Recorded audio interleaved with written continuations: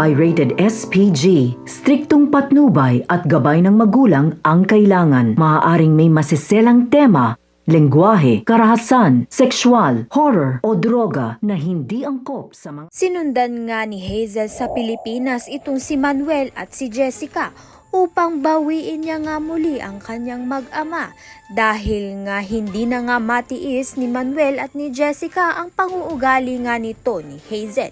Kaya naman nga itong si Hazel pagkarating nga ng Pilipinas ay sinugod niya nga agad itong si Felma.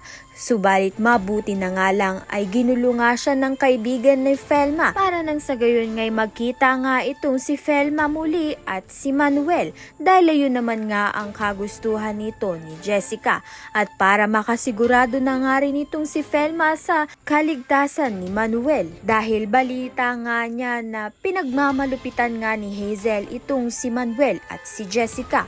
May posibilidad na makipagbalikan nga itong si Felma kay Manuel. Ngayon nga'y hindi na nga itinuloy ni Felma ang pagpapakasal niya nga dito kay Noah. Subalit hindi naman nga sang-ayon itong si Andrea at si Jeff at pinipigilan nga nila itong si Colleen na kausapin nga itong si Manuel at si Jessica. Kaya naman nga tiyan at iba pa ang dapat nating pakaabangan. Maraming salamat sa iyong panunood.